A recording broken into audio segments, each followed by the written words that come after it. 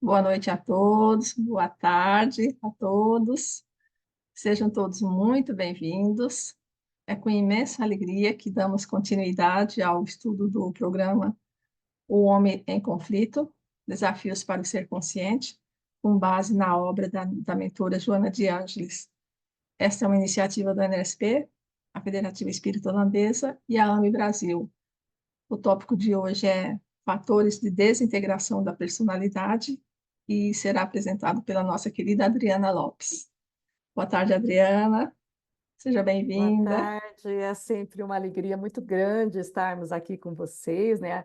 A Mônica já estava falando disso, mas realmente meu coração fica muito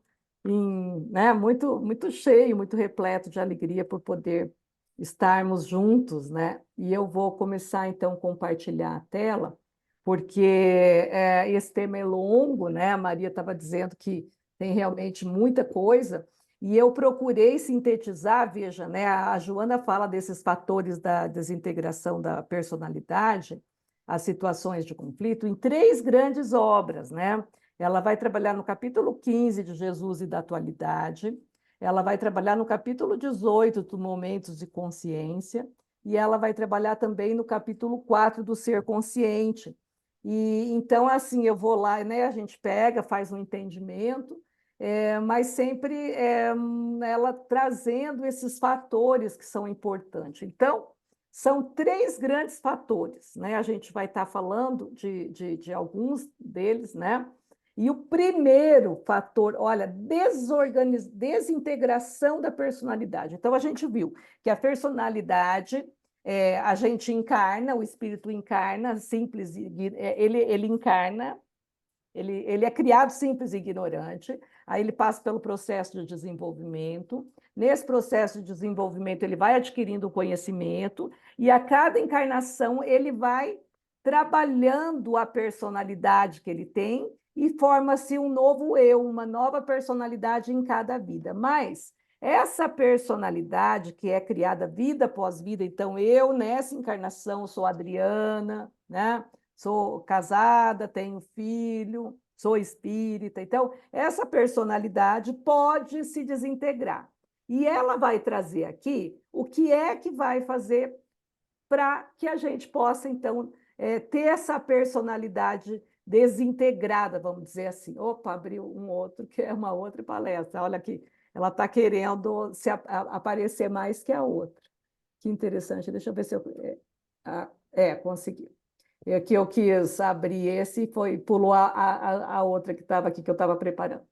Tá, então o primeiro vilãozinho que faz, olha essa imagem, gostei da imagem, né? Ó, então é um corpo no meio de poluição, de natureza, de tempo, aqui um espinheiro que são os problemas da vida, ó, aqui ó, a personalidade aqui no cantinho, né? O rosto sumiu. Então, o que desagrega a personalidade? Um dos grandes fatores é a autocompaixão. Olha que interessante. Eu me achar vítima da situação.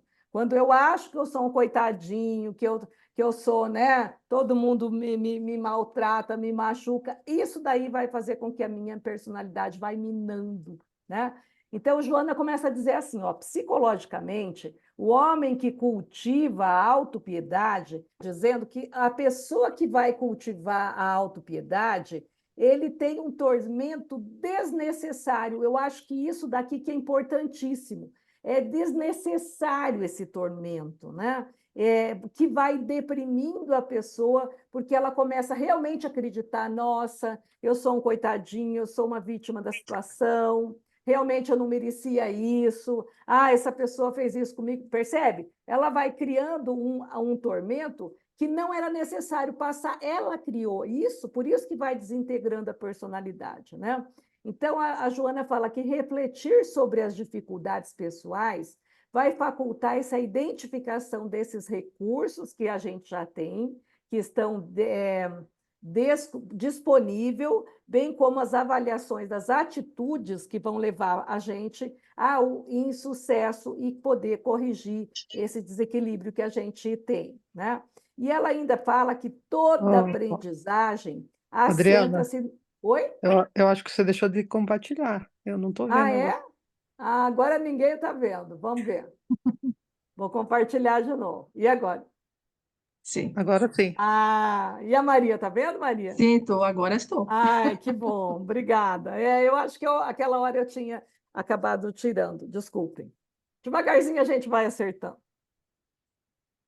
Bom, e aqui ela completa dizendo da aprendizagem, né? Que toda aprendizagem ela é feita em cima do critério de erro e acerto. E isso vai selecionando as nossas experiências pela repetição que vai tendo, né? Então, é importante a gente avaliar os nossos recursos e corrigir os insucessos, mas não ficar preso nessa postura de coitadinho, né? A síndrome de coitadinho, né? Que a gente sempre coloca.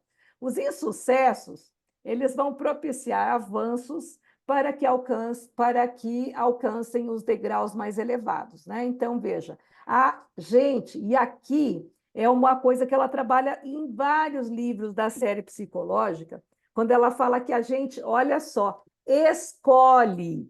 Aqui ela vai dizer que escolhe a posição de vítima, mas a gente escolhe muita coisa, inclusive a gente pode escolher a infelicidade, de forma inconscientemente, às vezes a gente escolhe, né?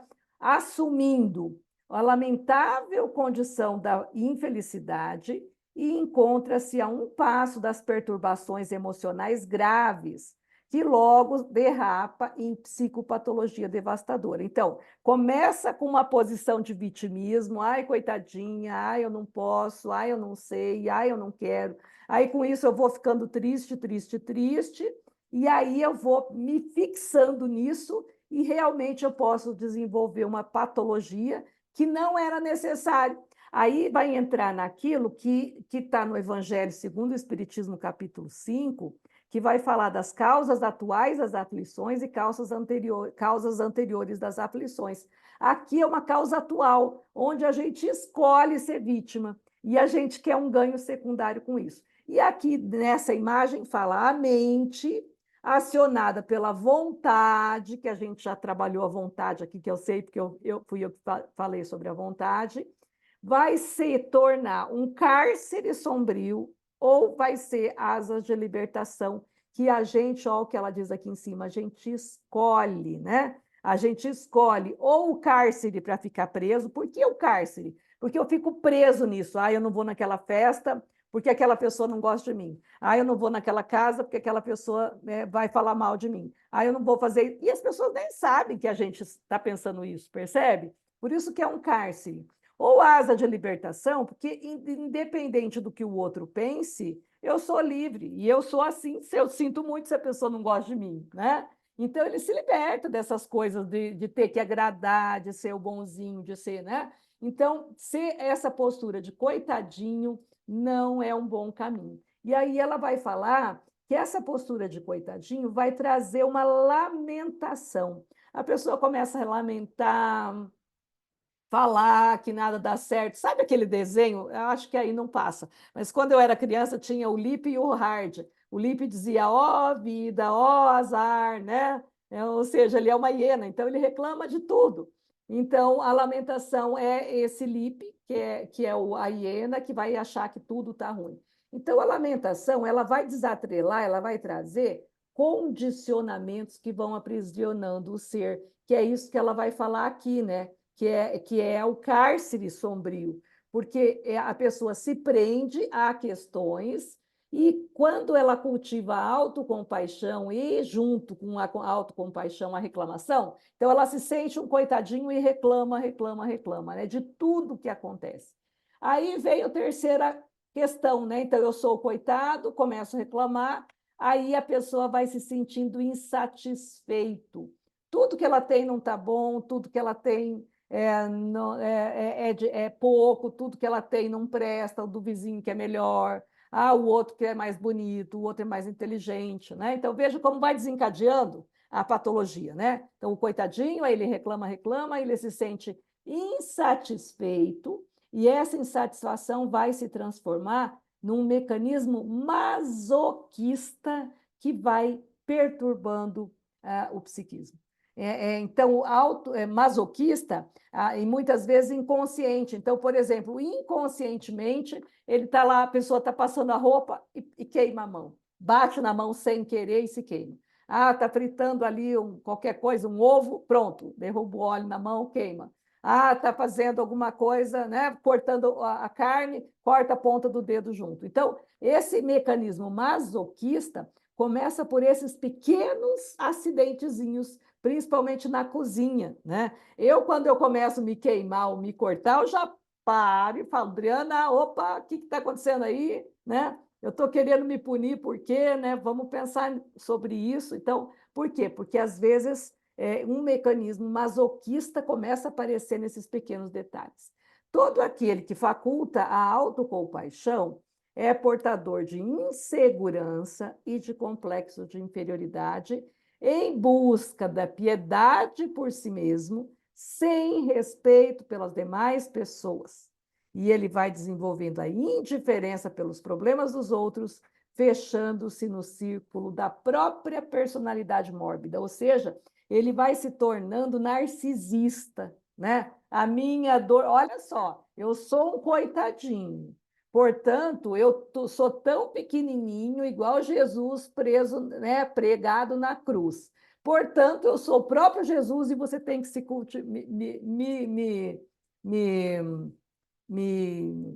se abaixar para mim como se fosse Jesus. Olha o mecanismo inconsciente, mas onde ele vai pela autocompaixão, ele busca um ganho secundário, pela autocompaixão, ele vai querer a piedade de si mesmo, em vez da pessoa ficar com ele porque ama, aí tem que ficar com ele para cuidar dele, só que ele não cuida de ninguém. Então, o pior aqui, olha o egoísmo, né? Ele vai desenvolver uma indiferença pelos outros, ele nem pergunta como o outro está. Ele nem pergunta como o outro vai, mas ele já chega falando da dor dele. Nossa, eu estou ruim por isso, e aí traz aquele rosário de lamentação e reclamação na tentativa mórbida de ter atenção. E aqui a Joana traz uma parte linda, né, que ela vai falar que grandes vitoriosos do mundo lutaram para resolver os problemas, enfermidades e desafios. Eles não nasceram fortes, eles tornaram-se fortes, assim pelas batalhas travadas. Não se detiveram na lamentação, porque investiram na ação. E aí ela começa a elencar. Ela vai trazer Milton, um poeta cego que prosseguiu escrevendo excelentes poemas ao invés de lamentar-se. Mesmo cego, ele continuou escrevendo, né?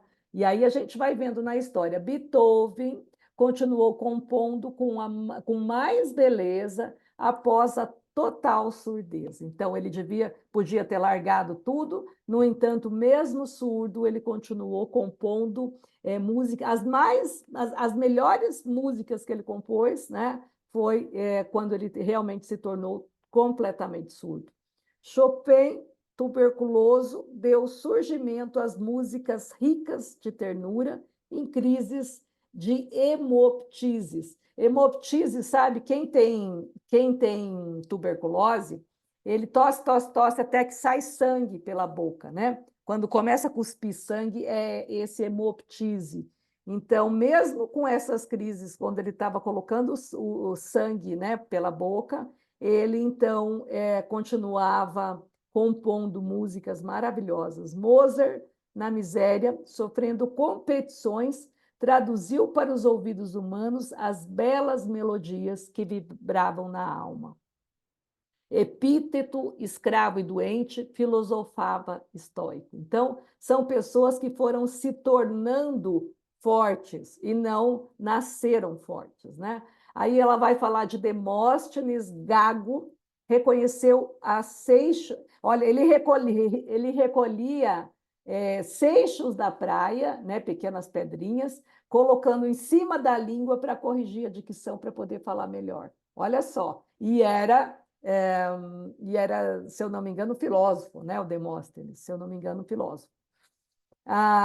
Esse Steinmetz, eu não conheço a história dele. Aleijado, contribuiu para o engrandecimento da química. Franklin, né, Roosevelt, vitimado pela poliomielite, tornou-se presidente da América do Norte e colaborou nada mais, nada menos com a paz mundial durante a guerra.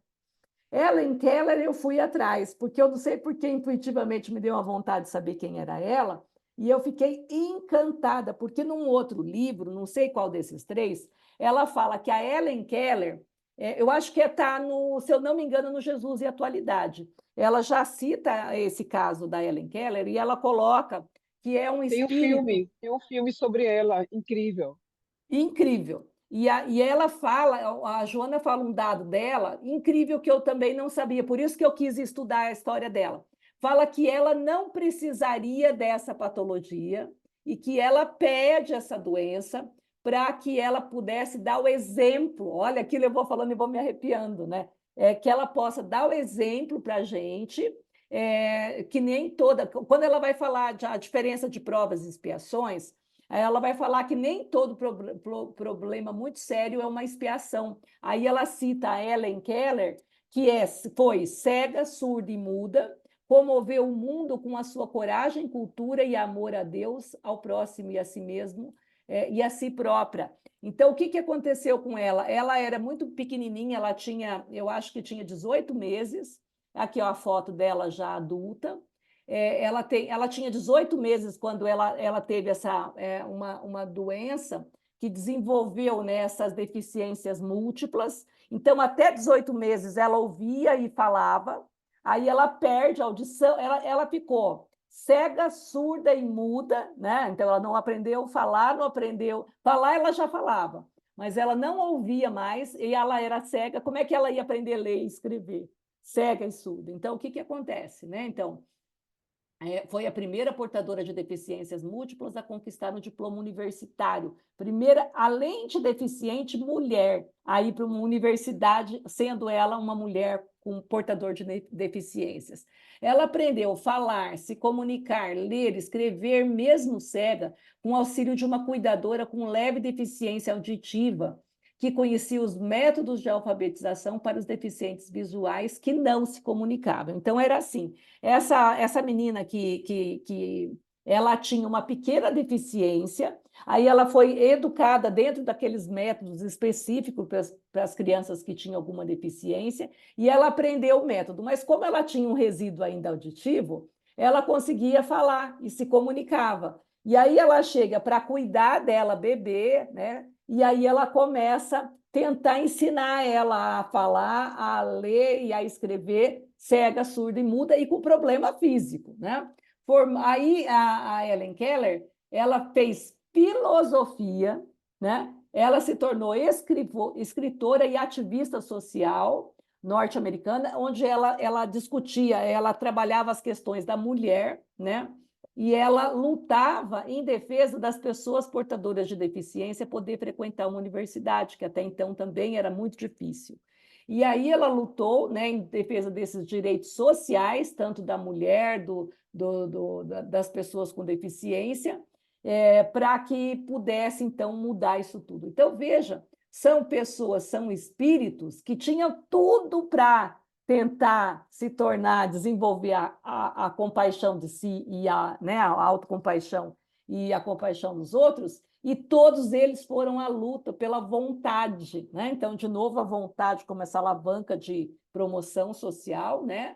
E quando se mantém a autocompaixão, extermina-se o amor, não se amando e nem tampouco a ninguém. Olha só, então, a autocompaixão, ele tem um vírusinho que vai lá e mata o amor. A pessoa deixa de se amar a si e não ama ninguém. Não ama a si, não, né, não ama poucas pessoas. Né? Aqui, quando eu pego um indivíduo assim muito comprometido nessa área, que reclama muito, que tem só tem ele e não cuida de ninguém, o primeiro passo eu faço com que eles tenham animais, né? Porque aí o amor ao animal é o começo para quebrar essa casquinha, para que ele conseguisse sair de si e aprender a amar, né? Então, o animal faz muito disso, né? De a gente conseguir a desenvolver o amor. Então, veja o quanto que a autocompaixão é algo que vai minando, né? Que vai lesando a nossa personalidade.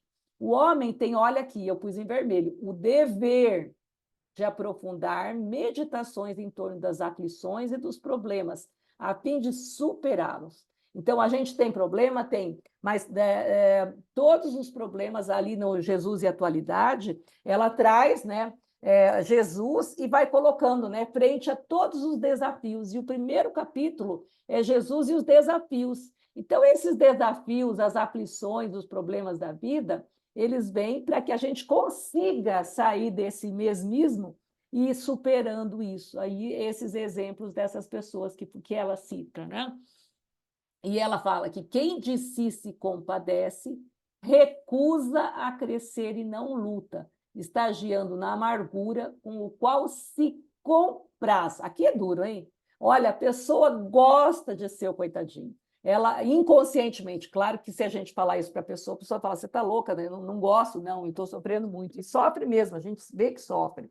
Mas, no fundo, ela sente um prazer inconsciente, mórbido, de ser o centro das afeições pela dor, em vez de ser pelo amor. Olha que triste, né? Então, eu preciso da doença para poder ser vista. Então, é uma forma de pensar que está equivocada, não é? Não precisa ser assim, né? Então, ele é um fator de desintegração da personalidade, porque é por isso que ela deve ser rechaçada, cedendo espaço mental para tentames da saúde emocional e harmonia íntima. Então, aqui, a meditação, a prece, né, vai fazendo com que a gente saia dessa postura que é tão difícil de ser criado, né, tão difícil de ser, de ser quebrada, mas para instalar é fácil. O segundo fator de desintegração da personalidade são as queixas. Então, primeiro, autocompaixão. Segundo, é a queixa, né? O queixoso permanece na infância psicológica, pois permanece sob constantes bombardeiros de pessimismo, azedume e dos raios destruidores da mente rebelde.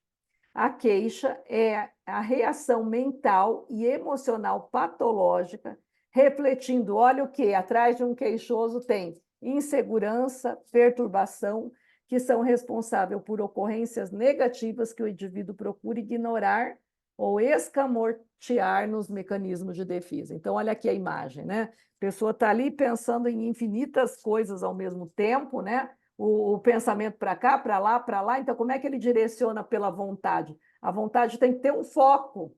E aqui a gente vê nessa imagem flechas para todo lado, ou seja, não tem um objetivo, não tem uma meta, e aí a pessoa está ali perdido. Então, é uma reação patológica onde a pessoa começa a usar mecanismo de defesa. Ah, hoje eu não posso assumir esse problema. É a mesma coisa na casa, né, Maria? Casa espírita, vamos fazer uma palestra. Ah, eu não posso servir água fluidificada porque eu tenho problema na coluna, me dói as costas. Ah, eu não posso ler o evangelho por causa disso. Então, a pessoa vai usando desculpas, né? Porque não pode, mas está sempre ali. Aqui no Brasil a gente chama de papa-passe. É aquela pessoa que vai no centro só para tomar passe, mas está ali há 30 anos, gente. Já não pode dar um passe, né? Às vezes a pessoa não se inconscientemente não se acha pronta ainda, mas no fundo é uma defesa para não ter que sair da posição de quem ganha para ir para a posição de quem doa, né? Então são pequenas coisinhas que vão minando a psique. Olha a imagem, né? Como se ela tivesse aqui uma casca toda quebrada, né? Pela dor, pela vida, mas uma casca seca, né? Como se fosse uma máscara mesmo, né? Vai transferindo para os outros as causas do seu insucesso. Então, assim, hoje eu não pude porque o meu pai não me levou a tempo. Hoje eu não consegui fazer aquilo porque meu marido saiu. E aí a pessoa vai transferindo, né? Ver por que é mecanismo de defesa. Ele transfere, ele nega, não, eu não faço hoje por causa, né? Então ele vai usando todos os mecanismos de fuga, de negação, de projeção no outro a todos os insucessos da vida, e assim vai. E aí ele passa dessa transferência, ele começa a acusar tanto o tempo, e nesses dias atuais é tudo tão difícil, né? Ou então as autoridades, meu Deus, né? O presidente da República, ele não faz isso, não faz aquilo. Ah, então a má sorte, nossa, hoje eu não vou porque está chovendo. Aí amanhã amanhece sol, aquele sol lindo. Não, eu não vou hoje porque está sol. Aí eu não vou hoje porque está calor. Aí eu não vou hoje porque, né? Então então passa a questão do tempo, da temperatura, as autoridades, ou o presidente da casa espírita, ele me persegue, ele não gosta de mim, ou a má sorte, não, nessa encarnação eu não nasci afortunado, né? Eu não tenho condição de dar nada, mas não é a doação material, mas uma doação de si, né?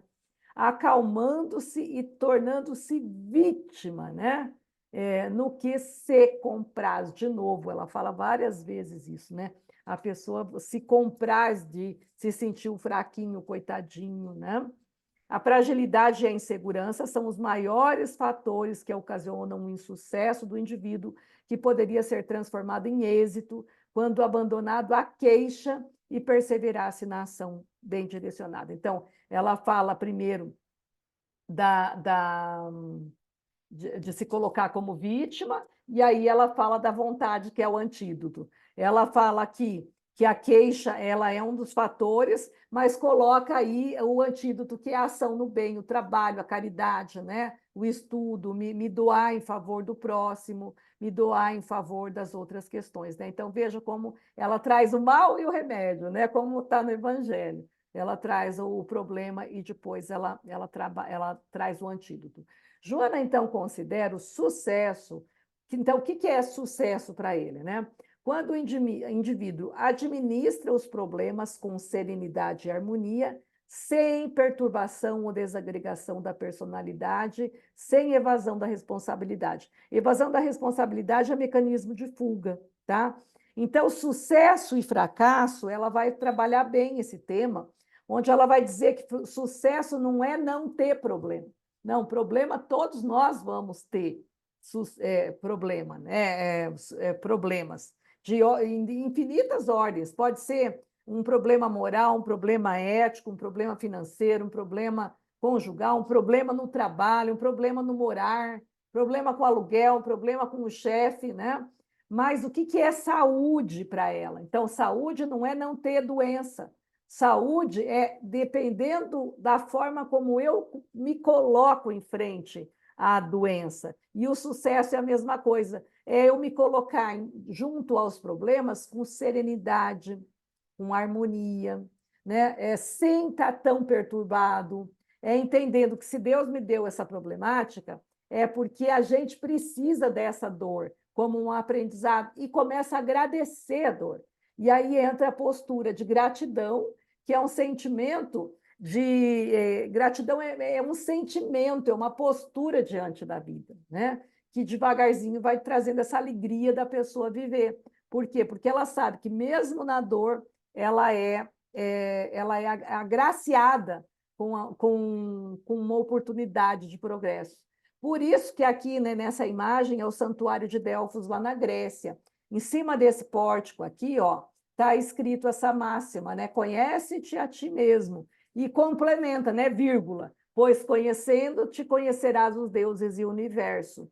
Então, o conhece-te a ti mesmo, a Joana traz como uma psicoterapia relevante, ou seja, o autoconhecimento, ele vai me trazer maturidade psicológica, porque eu vou amadurecer, vai me trazer crescimento interior e vai fazer com que eu me assegure que toda fatalidade só vai trazer uma coisa, a plenitude. A única fatalidade que nós temos que desempenhar é a plenitude. Ou seja, tudo mais é passageiro, mas no final, eu vou me tornar pleno. Olha que lindo, né? Então, ela traz uma postura belíssima frente à vida, frente à mudança do planeta Terra, saindo de provas e expiações para um planeta de regeneração, no sentido de oportunidades, né? Um planeta escola, um local de aprendizagem, de conhecimento. E ela vai falar que a queixa é esse cruel verdugo de quem a cultiva. Né? Então, todos nós ficamos presos a ela. E é necessário, aqui ela vai trazendo o antídoto, né? substituí-la pela compreensão aos fenômenos da vida e, diante de qualquer injunção perturbadora, tomar a atitude do enfrentamento tranquilo com as ocorrências. Aí eu terei sucesso.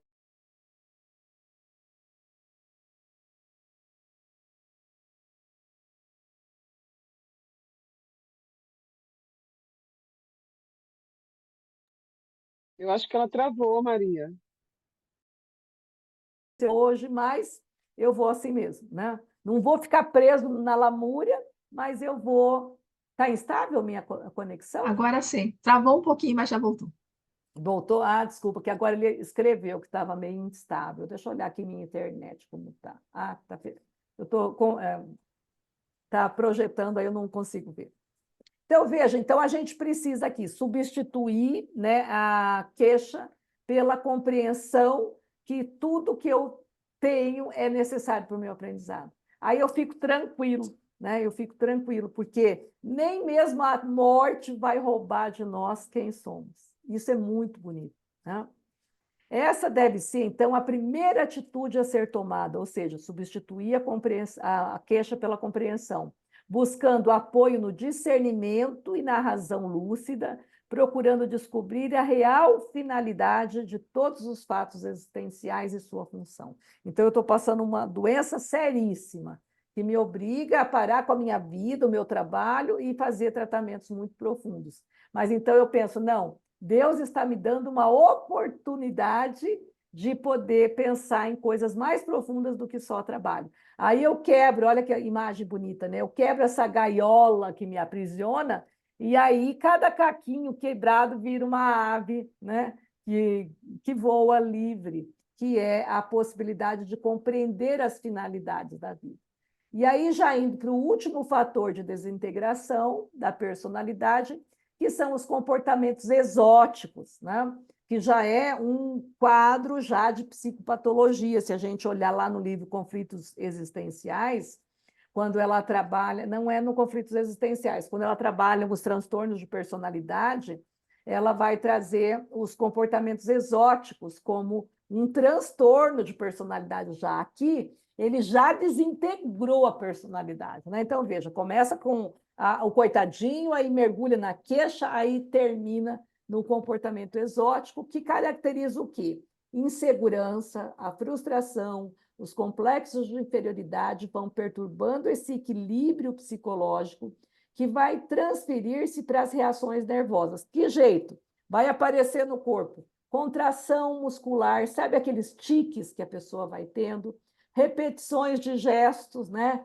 Maneirismo, bate caneta, tipo um toque, né? Não, mas eu não estou falando do toque só, mas é como se fosse um toque. O toque é uma patologia, né? Mas repetições de gestos. Eu vou dar o exemplo depois do Coringa, aí vocês vão diferenciar do toque, né? Mas também tem repetições de gestos ou palavras. A pessoa tem uma palavra. No caso do Coringa, né, ele tinha que o gesto tinha que estar sorrindo. Aí, quando ele não conseguia mais, ele cortou a boca, né, e pintou para ficar sempre com um sorriso. Então, olha como já é uma personalidade desintegrada. Condutas alienadoras que degeneram em psicoses compulsivas específicas, cada vez mais constritoras, em curso de um desajuste total. Então, o ser já não sabe mais qual máscara usar, ou seja, ele vai se perdendo nos papéis, né? Porque a máscara é a persona, ele não sabe mais. E aí eu trago muito a imagem do Coringa, porque eu até fiz uma análise do filme, o Coringa, trazendo essa personalidade desintegrada, né, que ele tem, excêntrico, então ele tem um transtorno de personalidade excêntrica, e ele aparece o quê? Né? Ó, atormentado, ególatra, porque ele é o centro do mundo dele, indiferente com os outros, tanto é que ele matava por nada, temeroso, então ele tinha muito medo, mas por outro lado ele matava. Apresenta-se com reações imprevisíveis, então ele podia matar a qualquer hora, insensíveis, ele não ligava para nada, se recusa a enfrentar-se, ele não se enfrentava, ignora os outros, vive comportamentos especiais como uma única maneira de se libertar dos conflitos que lhe aturde. Então, qual que era o comportamento especial que o Coringa tinha? Ele andava vestido de palhaço, né? Então ele precisava da persona do palhaço para ser alegre. Ele precisava, ele corta, né? Então essa maquiagem aqui que ele faz com a boca para estar sorrindo, ele chega a cortar com a faca para realmente ter que sorrir. E aí a gente vê na história de vida dele, do personagem, né? Porque é um personagem fictício, mas vale a pena da gente olhar.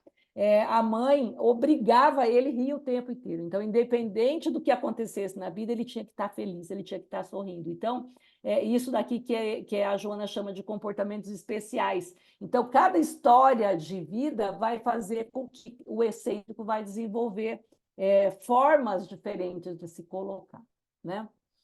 Aí surgem os distúrbios do sexo, agredindo aos outros e a si mesmo em mecanismos inconscientes de autodestruição. Então, veja, não apenas aqui na forma, né, mas ele vai ter também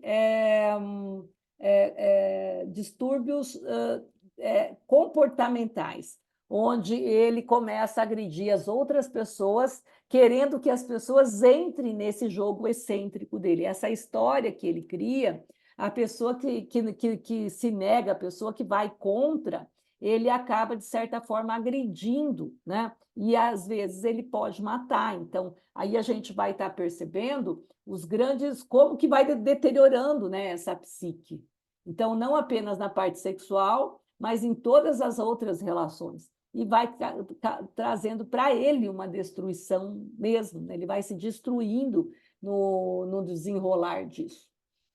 Aí vão surgindo as compulsões, olha como evolui, né? Uma coisa vai puxando a outra, evolui para uma compulsão psicótica que leva a uma extroversão exagerada em todas as formas da sua comunicação com o mundo exterior, exteriorizando os conflitos. Então, se a gente pegar o personagem Coringa, ele saía, ele ia lá nos metrôs, ele andava o dia inteiro, né? Ele ia na rua, ele fazia shows, aí ele ia na televisão, ele se apresentava, ele ia nos shows, né? Porque ele gostava, tinha que sorrir, então ele precisava desses shows de humor, né? Que tem muito nos Estados Unidos, né? Esses programas de humor, que na realidade não tem graça nenhuma, né? Para a gente brasileiro, a gente acha bem sem graça, mas que o americano gosta muito. Então, isso acaba sendo uma compulsão psicótica, porque, ou seja, ele precisa assistir diariamente esse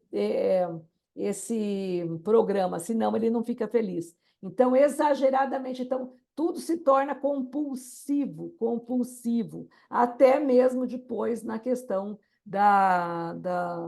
do matar, né? Porque aí depois, porque naquele filme do Coringa mostra a origem dele, né? Mas aí depois, quem assistiu os filmes do Batman, a gente vê que ele matava, ele se tornou um dos piores vilões que o Batman tinha, né? Por quê? Porque ele matava por nada. Então, é uma pessoa que não é previsível. Do nada ele pode fazer uma coisa muito, muito maluca. Então, eu pego esse exemplo do filme para não trazer personagens reais, para a gente poder olhar para o tipo de patologia sem dizer nomes, né? Mas é assim que vai se formando uma personalidade patológica, né?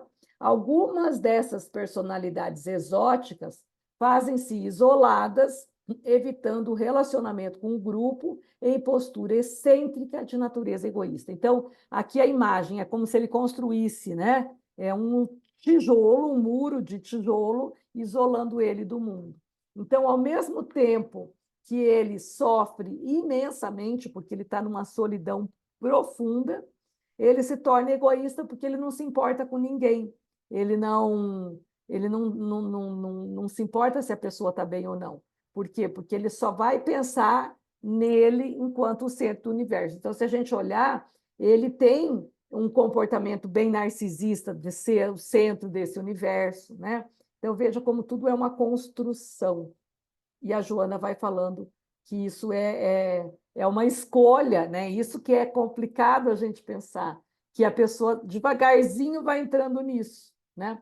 Aí ela traz um dado bem complexo, que é importante a gente que é mãe ou que foi filho, todos nós somos, né? Mas ela vai falar que fatores da infância vão vir, vão ressurgir, vão lembrar de questões da infância. Lembra, no próprio Coringa, ele fala muito dessa mãe, que essa mãe era psicótica, que a mãe foi para um hospital psiquiátrico e depois ela obrigava ele a sorrir. Então, tem muito na história do Coringa a presença da mãe, dominadora ou tragicamente benévola, né? Então, olha só. Então, a Joana também fala muito para as mães, para os pais, a importância de pôr limite nos filhos, que ela não pode ser tão boazinha assim. Olha, tragicamente benévola. O Jung fala assim, que uma mãe permissiva é causa um dano tão grande quanto uma mãe dominadora, uma mãe perversa. O abandono traz a mesma sequela do que a superproteção. Olha que difícil, né?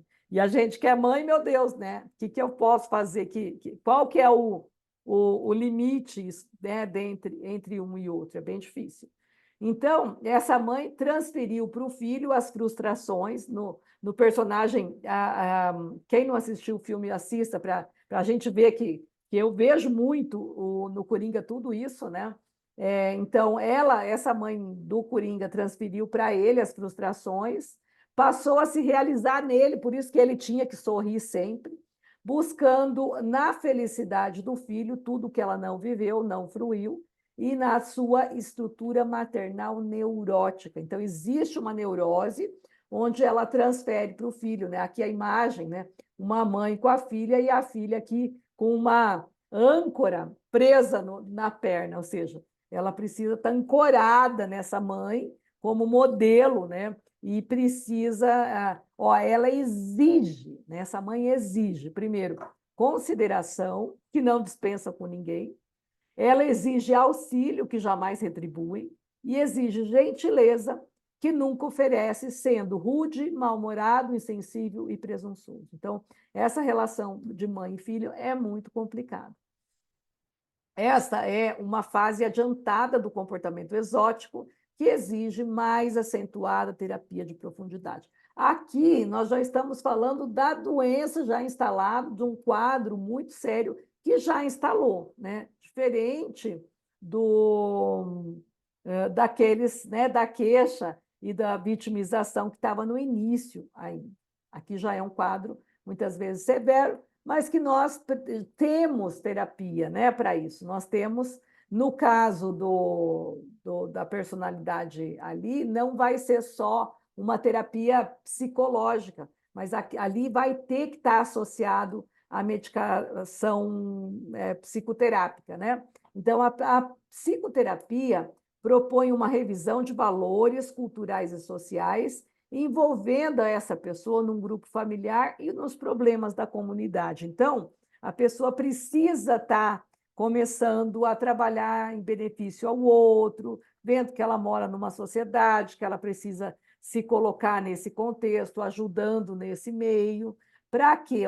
Para que ela possa romper a dissimulação, que é esse isolamento, é esse quadro de ostracismo, né? Que é o complexo de ostra, que eu brinco, que ela entra dentro da conchinha e se fecha, e ela passa, então, a assumir responsabilidades, né? Perante a vida, perante si mesmo, perante o outro, perante a família, perante a comunidade. E aí, aos pouquinhos, ela precisa se tornar uma célula ativa, ao invés de manter-se em um processo degenerativo e ameaçador. Porque vamos pensar que é um câncer, né, gente? Nós temos um tecido, de repente, uma das células enlouquece, e em vez dela estar no mesmo tempo que todas as outras, ela reproduz, reproduz, reproduz, e ali ela vai degenerar esse organismo. E se eu pegar um indivíduo que está preso num processo desse, ele também vai gerar um movimento descompassado do restante da humanidade e ele vai se tornar ameaçador por esse contexto. Então, o que eu preciso? Eu preciso pegar esse indivíduo, trazer de volta e fazer com que ele comece a olhar que ele vive no mundo, que ele está no mundo. Então, é importante que ele assuma responsabilidades perante esse mundo para que ele possa, então, melhorar-se e melhorar a comunidade.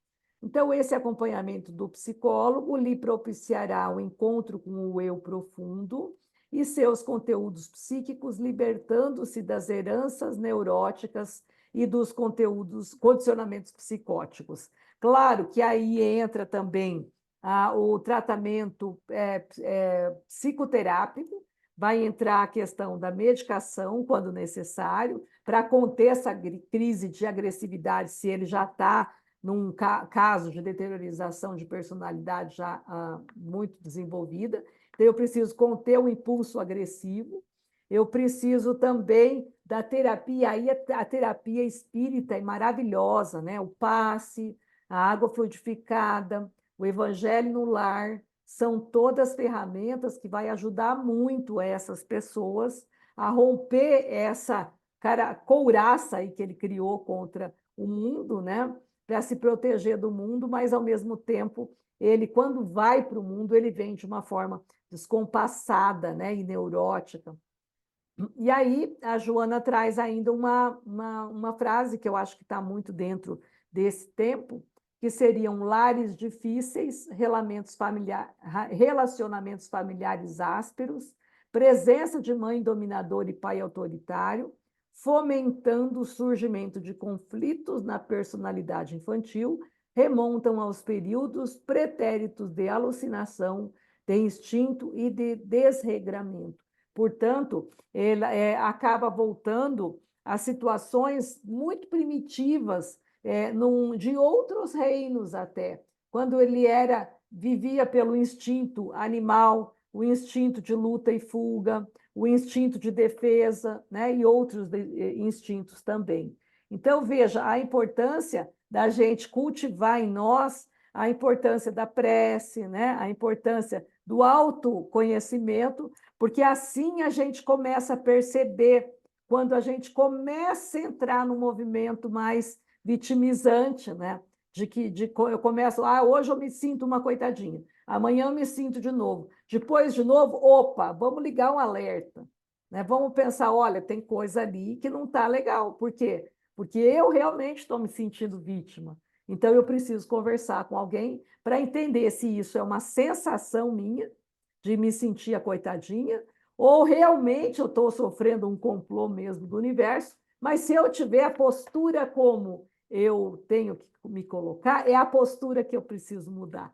Então, eu posso sim estar sofrendo realmente uma perseguição no trabalho, mas não é pela vitimização que eu vou sair disso. Mas eu preciso, né, de alguma maneira, olhar para isso e usar isso, me colocando com o autoconhecimento, com a compreensão de que existe uma finalidade. Mas se realmente é um problema no trabalho muito sério, vamos supor, de um assédio, então eu vou trocar de trabalho, mas eu não vou, né, me permitir a instalação da queixa, do azedume, da vitimização, porque vai lesando a minha personalidade.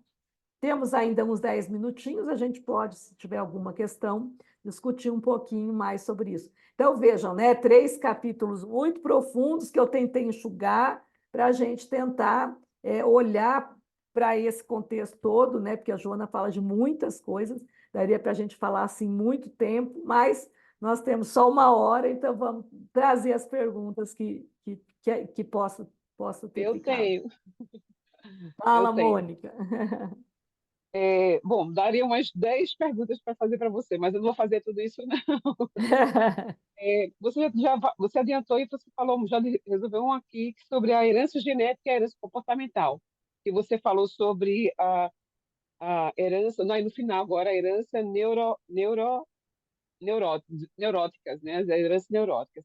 Mas a minha questão que você também falou agora, é, mas é como identificar isso, você falou, né? Você resumiu agora como identificar, mas quando a gente chegar no grau que a gente não está se vendo, porque muitas vezes entra também aí paralelo, além da crise familiar, mais um grau, ou familiar ou do trabalho ou em algum lugar, mas um grau de depressão também nesse caso, porque É, você falou da concha, né? é, Então, tem que existir realmente uma equipe, alguém que está olhando é, para dizer, oh, peraí, saia daí, é. você não vai ficar aí não, sabe? porque É, aí entra já um grau de doença, né? Já entra um grau já muito mais grave isso. que você falou. A minha preocupação minha questionamento é referente a gente se identificar, entendeu? Chegar até que ponto, porque a gente não vai conseguir enxergar, né? Uhum. Esse coitadinho, a gente não consegue enxergar. O mundo está tudo errado. Eu estou coitadinha, mas o mundo está errado. Sou eu que estou coitadinha, entendeu? Então a Isso. culpa é deles, não é minha. E chega É, um ponto que não dá para ver se alguém não chama atenção. é. Tem um autor que eu adoro, eu não sei o nome dele, porque é um nome bem enrolado americano, mas assim, ele escreveu um livro sobre a sombra. E ele fala, Mônica, uma coisa que eu adoro. Ele fala assim, que o melhor pessoa para identificar esse tipo de coisa, para nos mostrar o que a gente está fazendo inconsciente, você vai rir, são os nossos inimigos. Porque os amigos vão passar a mão na cabeça. Inimigo no sentido assim, aquela pessoa que não gosta muito da gente, né? Porque os nossos inimigos hoje, graças a Deus, é um pouco diferente do que a gente já tinha lá atrás. Antigamente a gente matava eles, né? Hoje a gente tolera. Tolera no sentido assim, né? Eu já me coloco nessa assim, de usar esse olhar de quem não gosta de mim. Então, assim, eu sinto quando a pessoa não vai muito com o meu santo. Aí eu chego normalmente para uma pessoa que eu sei que não gosta muito de mim e falo, escuta, olha, o que você achou de tal coisa que eu fiz? E a pessoa vai me dizer certinho, nossa, eu achei que você fez isso, isso, isso, isso. É muito melhor do que o amigo. Porque o amigo vai falar, ai, foi maravilhoso. Foi nada, né? Ele está passando a mão na tua cabeça porque ele é teu amigo, né? Então, se você chega uma pessoa que já que tem um lado mais crítico, e essa pessoa que não se importa se você vai ficar feliz ou triste, ele vai te dizer, ou criança, quem tem filho é uma beleza, né? O meu filho, quando era pequeno, eu aprendi muito com ele, porque ele me dizia coisas que eu não via realmente. Ele falava, nossa, olha só você fazendo isso nessa idade, você não tem vergonha? Eu nunca esqueço a cena, gente, que vergonha, olha só o que eu fiz.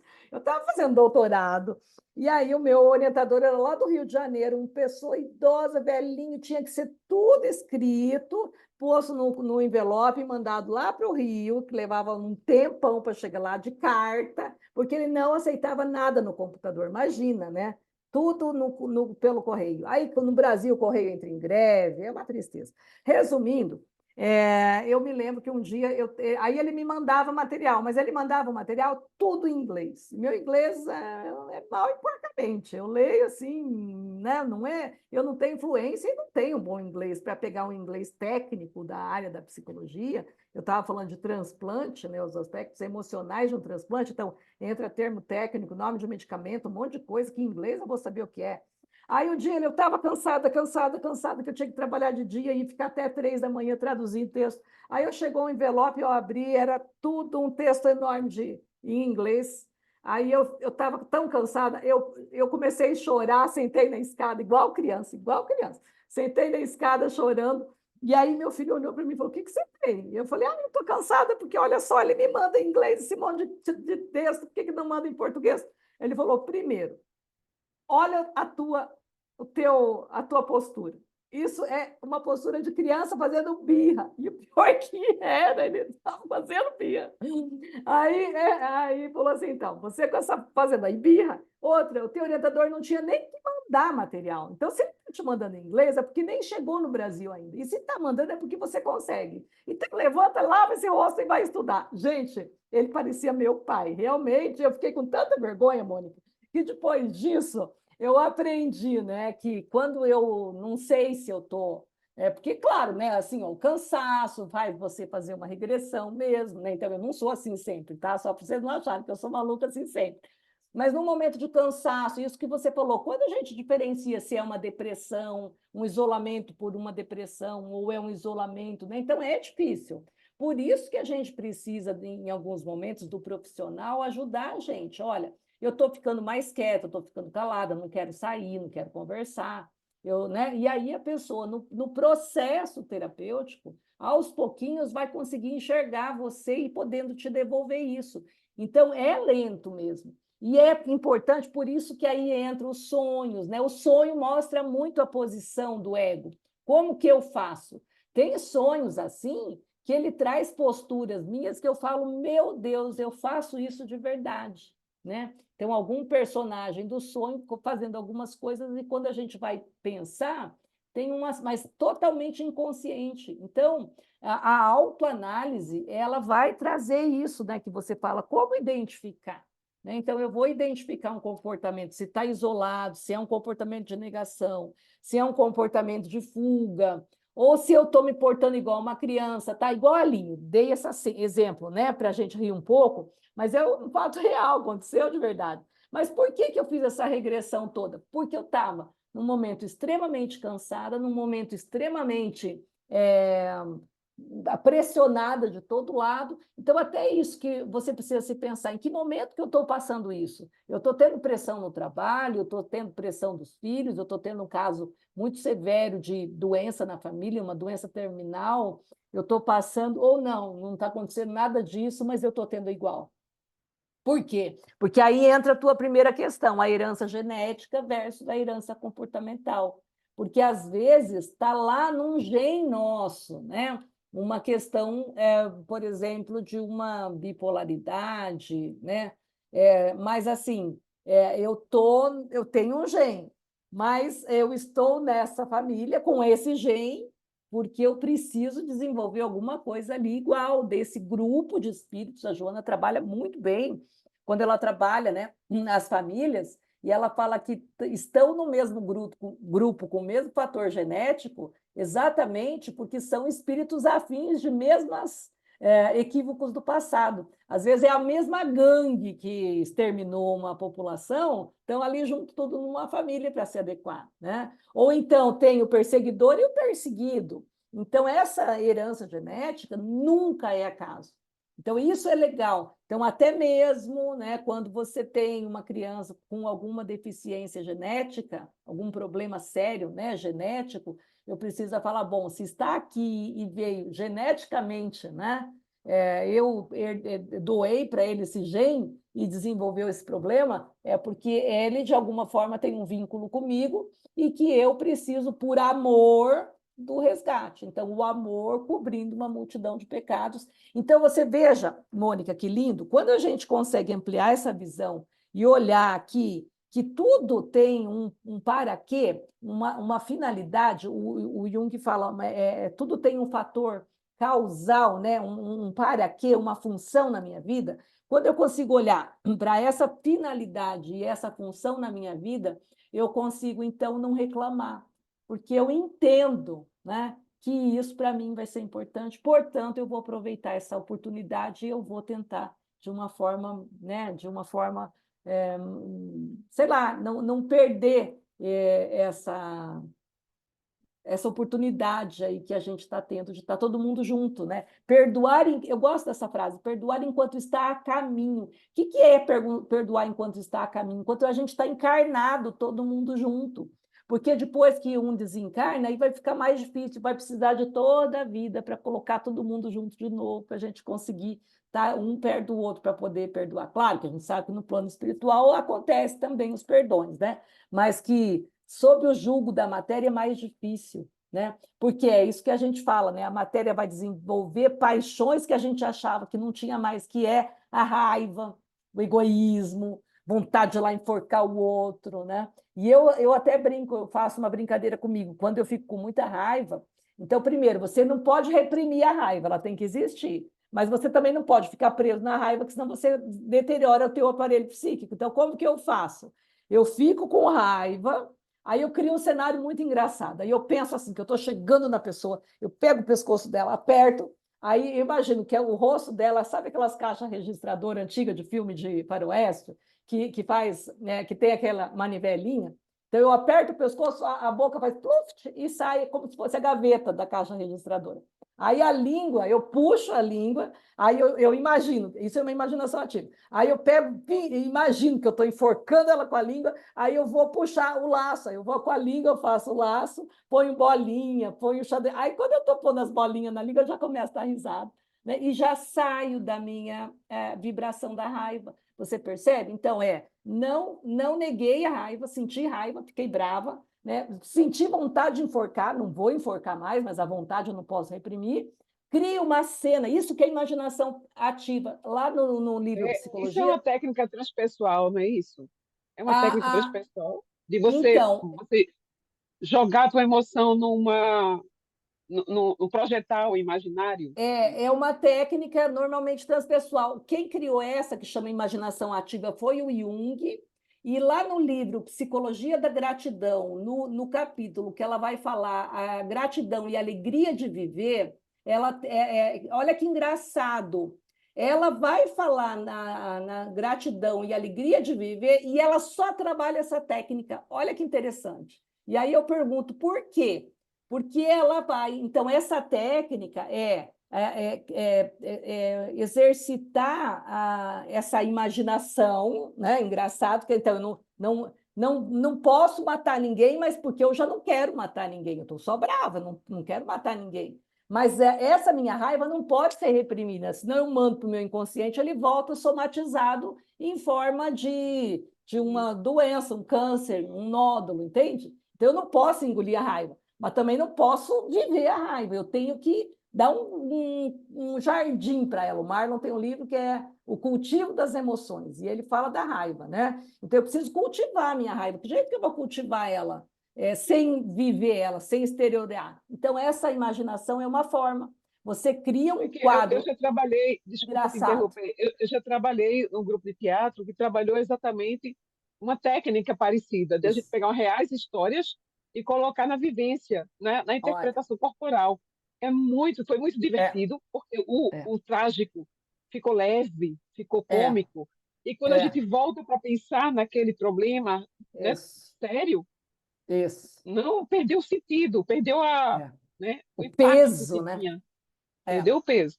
É muito Que bom. é o psicodrama também, né? O Moreno, aquele argentino, trabalha o psicodrama, que é isso, é Aí, você trazer. desculpa, é o psicodrama, é o psicodrama. É, A transpessoal foi numa análise que eu fiz, mas é o é. psicodrama, desculpa. Mas essa técnica do Jung é uma tipo de transpessoal, né? Porque dentro dessas escolas todas, é tudo muito parecido. Então também tem, né? Então o psicodrama é isso, né?